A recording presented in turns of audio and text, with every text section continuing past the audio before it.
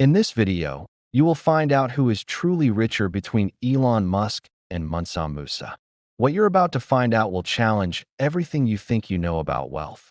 Let us begin from 1324 CE, the year Mansa Musa began his legendary pilgrimage to Mecca, a journey that started in Niani, capital of the Mali Empire.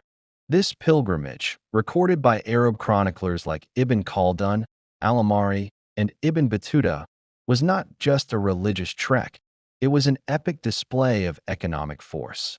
According to historical sources, Mansa Musa traveled with a caravan that reportedly included tens of thousands of people, and he distributed so much gold in Cairo and other cities that it destabilized local economies. Modern researchers corroborate parts of this. According to economic historians citing the U.S.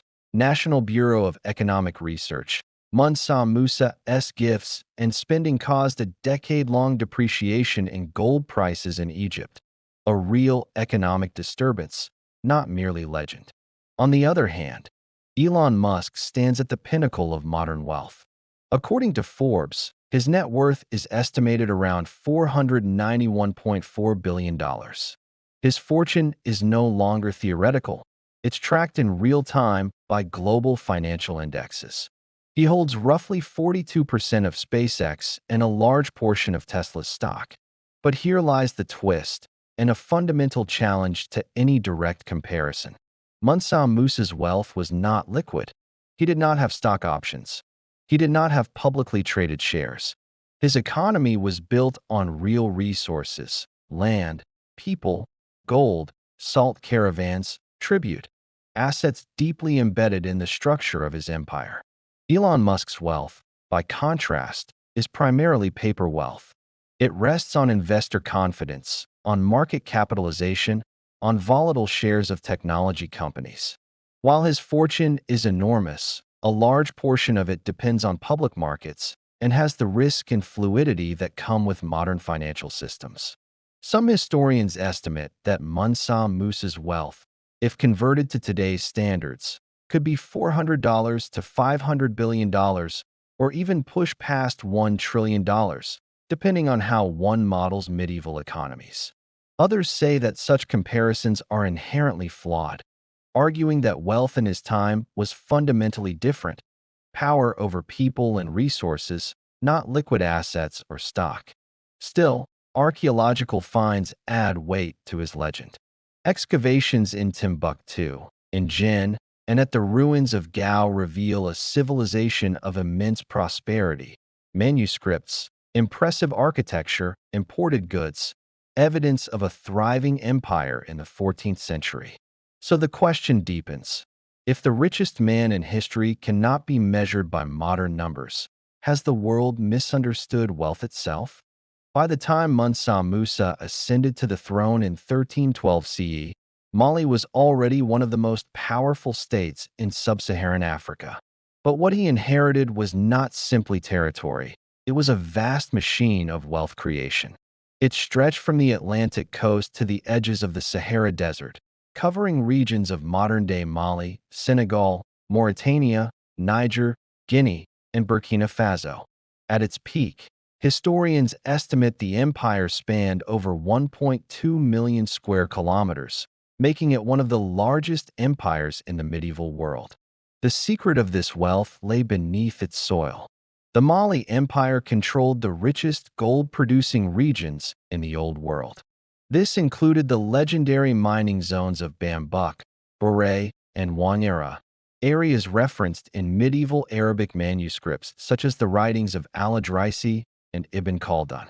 By the 14th century, nearly half of all the gold circulating in Europe, North Africa, and the Middle East originated from these West African mines. It was Mali's dominance over these resources that formed the foundation of Mansa Musa's immense power.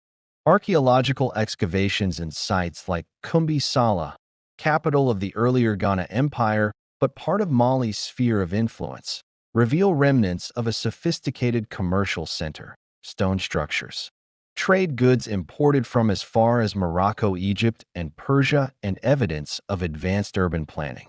Meanwhile, Discoveries in Timbuktu, particularly at the Sankor, Jingariber, and Sidi Yahya mosque complexes, show the architectural transformations that occurred under Mansa Musa's reign.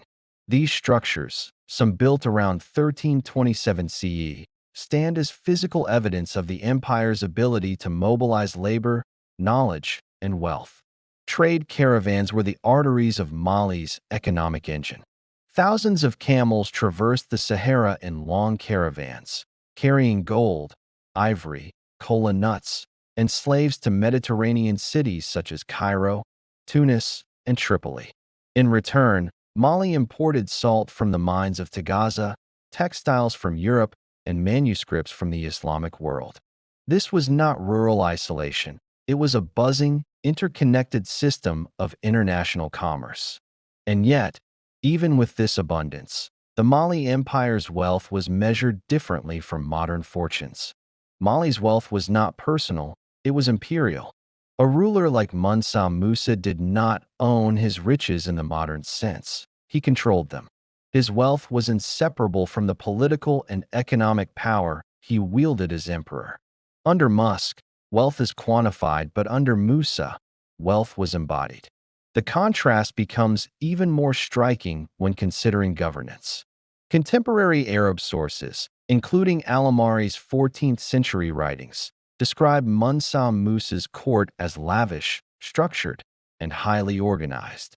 They detail an administration that managed everything from taxation to trade regulation to religious scholarship. This system enabled the Mali Empire to accumulate and preserve wealth at a scale unmatched by most medieval states. But even within this prosperity lies a historical twist. If Mansa Musa had lived in a world with stock markets and global banks, would he have become the world's first trillionaire? The year was 1324 CE, and the world was about to witness the costliest pilgrimage ever undertaken. Mansa Musa's destination was Mecca. His mission was religious, but what he unleashed was a financial storm. Medieval Arab historians documented this journey with an almost breathless sense of disbelief. Writers such as Al-Amari, who interviewed eyewitnesses in Cairo only a decade later, provided detailed accounts of a caravan that seemed to defy reality. According to their testimonies, Mansa Musa traveled with tens of thousands of attendants, including soldiers, officials, merchants, servants, and enslaved people. Estimates range from 8,000 to 60,000, depending on the source. Alongside them were hundreds of camels reportedly carrying loads of gold, each said to hold as much as hundreds of pounds. This was not merely a royal procession, it was a moving treasury. When the emperor arrived in Cairo, then under the control of the Mamluk Sultanate, the city was among the most important economic centers of the medieval world. Cairo was a gateway of trade linking Africa, the Middle East, and Europe. It had witnessed countless merchants, royals, and scholars pass through its walls. But nothing had prepared the city for Mansa Musa. During his stay, Mansa Musa distributed gold with extraordinary generosity, giving it to the poor, purchasing goods at high prices, and gifting it to officials. His spending was so massive that Cairo's gold markets became flooded. According to Al-Amari, the value of gold in Egypt fell dramatically, triggering inflation that lasted nearly 12 years. Modern economic researchers, including studies referenced by the National Bureau of Economic Research, confirm this phenomenon. Gold prices in the Mediterranean region dropped significantly after 1324, consistent with a major oversupply. This is one of the few cases in history where the actions of a single individual disrupted an entire macroeconomic system. But the consequences did not stop there. From Cairo, the ripples spread outward to Damascus, Mecca, and major European trading hubs that relied on the stability of gold as a standard for currency. Chronicles from the period describe merchants, money changers, and royal treasuries recalibrating their systems after Musa's arrival. It was, by every historical measure, the most expensive pilgrimage ever recorded. And yet, the deeper drama lies in Mansa Musa's intentions. He did not set out to break economies. He intended to fulfill a religious obligation. But the sheer scale of his empire's wealth made his generosity catastrophic. There is another twist, one rarely discussed. When Mansa Musa returned home from the pilgrimage, he reportedly borrowed gold from lenders in Cairo to stabilize the very markets he had unintentionally damaged. This detail, recorded in some medieval sources, has been controversial among historians. Some view it as evidence of Musa's responsibility. Others argue it underscores the overwhelming magnitude of his spending. Still, one fact remains indisputable. No individual in recorded history, not Rockefeller, not Carnegie, not any modern billionaire, has single-handedly altered a global commodity market in such a dramatic and lasting way. So, if one man could destabilize the medieval world's most important currency, what was the true extent of his empire's wealth? And does any modern billionaire, even at $500 billion, come close? Now, coming to Elon Musk, by November 2025, his net worth reached nearly $500 billion, according to multiple sources. Forbes reported it hovering around $499.5 billion, making him the first person in history to cross this half-trillion threshold. Bloomberg's Billionaires Index estimates his wealth at approximately $470 billion. Unlike Mansa Musa's wealth, which was rooted in physical gold and human labor, Musk's fortune is deeply embedded in modern corporate structures, equity, valuation, and future potential. And the primary pillars of that fortune are three audacious businesses: Tesla, SpaceX, and XAI. Tesla remains perhaps Musk's most visible asset. Tesla's meteoric rise has defined Musk's public persona. From electric vehicles to sustainable energy, robotic factories, and aspirations of robotaxi fleets and humanoid robots. In November 2025, Tesla shareholders made a momentous decision. They approved a compensation package for Musk potentially worth $1 trillion. This package ties his future rewards to ambitious performance targets, such as driving Tesla's market capitalization toward $8.5 trillion, selling millions of autonomous cars, deploying humanoid robots, and scaling up recurring revenue well into the hundreds of billions. If Musk meets these goals, the plan could dramatically amplify his already vast stake. But the plan is also controversial. Critics warn it consolidates too much power in a single individual, raising questions about governance, concentration of wealth, and long-term risk. If Tesla built Elon Musk's public image, SpaceX built his financial fortress.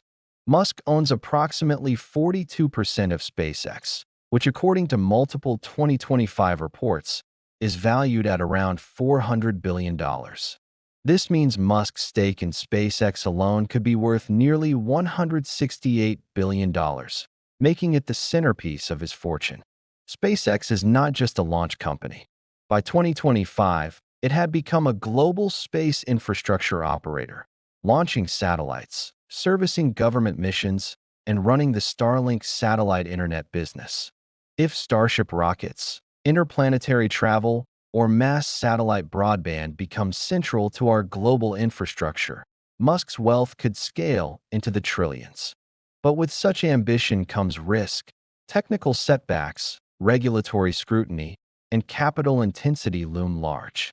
Beyond transportation and space, Musk has his eyes on artificial intelligence. He is a major stakeholder in XAI, a company increasingly valued in the tens of billions. Analysts suggest that XAI may contribute over $100 billion to his net worth as the company continues to expand and innovate. Beyond XAI, his portfolio includes Neuralink, the Boring Company, and other moonshot efforts that reflect his vision of shaping the future of humanity, not just physically, but cognitively and socially. Now, comparing Elon Musk to Mansa Musa. Mansa Musa's wealth was deeply physical: gold, land, trade, caravans. Musk's wealth is largely virtual, tied to valuations, projections, and paper equity. This difference leads to a paradox. Musk seems richer on paper than any historical monarch, but much of his fortune is illiquid, locked up in private companies, stock options, and performance-based incentives. Even the $1 trillion pay package is not cash in hand. It depends entirely on future performance and long-term goals. If those goals fail, his compensation could diminish or become deeply delayed. So, even if Musk reaches $1 trillion on paper, would that make him richer than Mansa Musa? Or simply wealthier in a way that our modern economy can measure? But can T fully compare to an empire built on labor, gold, and geopolitical trade? This tension brings us to a profound question. If one man built global markets, rockets, and AI empires, and another built the most powerful gold empire of the medieval world, who was truly richer? And does modern money even reflect real power? Wealth is not a fixed concept. It evolves with civilization. What counted as wealth in 1324 CE is not what we count as wealth in 2025 CE. This difference is so vast that comparing the two without context risks rewriting both history and economics. In the 14th century, wealth meant control over land, natural resources, trade routes, labor, armies, and political systems. Mali's prosperity flowed not just from gold, but from absolute command of the Saharan trade routes that connected sub-Saharan Africa to the Mediterranean world. Caravans carried hundreds of tons of gold annually from mines in Beret, Wangara, and Bambuk. The historian Ibn Khaldun estimated that Mali's gold exports were unparalleled in the medieval world. Cairo, Tunis, and Tripoli all depended on this supply. Written records from Al-Amari confirm that Mali was the backbone of the Mediterranean gold economy. This is where the comparison becomes distorted. Mansa Musa did not merely possess wealth. He embodied the economic might of an empire. His fortune could not be separated from Mali's political and military structure. He was the state. His wealth was Mali's wealth. Modern economists note that attempts to translate Musa's wealth into U.S. dollars, ranging from $400 billion to over $1 trillion, are abstract projections. They rely on converting medieval gold output into modern value, even though medieval and modern economies function on entirely different rules. Elon Musk's wealth, by contrast, is precise. It is tracked by institutions such as Forbes, Bloomberg, and SEC-regulated filings. His 2025 valuation of nearly $500 billion is derived from Tesla shares, SpaceX private equity, and XAI's rising valuation. This wealth can be measured to the dollar. It can increase by billions in a single hour. It can vanish in an instant if the stock market moves. This volatility highlights the first major difference. Musa's wealth was immovable. Musk's is dynamic. Mali's gold mines did not fluctuate with daily market speculation. But Musk's 13% stake in Tesla can rise or fall millions of dollars per minute based purely on investor sentiment. Furthermore, modern wealth is fragmented. Musk cannot simply liquidate his Tesla stock without imploding the company. Mansa Musa, however, had direct command of the resources of his empire at all times. The heart of the problem is this. Are we comparing wealth, value, or power? These are not the same thing. Wealth is the sum of assets a person controls. Value is what those assets are worth in the current economic system. Power is the ability to shape markets, policies, and society. Mansa Musa dominated all three. Elon Musk dominates too. In medieval terms, Musk is extraordinarily wealthy, but he does not command a territory spanning millions of square kilometers. He does not control a major world currency. He does not regulate trade across continents. In economic terms, Musa's wealth was not measured in dollars. It was measured in hegemony. Now to the most overlooked and defining aspect of the comparison. Mansa Musa destabilized the medieval gold market. Elon Musk destabilizes modern industries. Musa's pilgrimage triggered 12 years of inflation in Cairo. Musk's tweets can shift billions of dollars in market value in seconds. Musa built the intellectual center of West Africa, funding Timbuktu's golden age. Musk builds rockets, AI systems, and next-century technologies. But while Musk's influence spans industries, Mansa Musa's shaped civilizations. And so, the debate intensifies. If wealth is measured by power, Musa wins. If wealth is measured by liquidity, Musk wins. If wealth is measured by historical impact, the answer becomes far more complex. This leads to a haunting question, one economic historians still cannot resolve. What does it truly mean to be the richest man in history?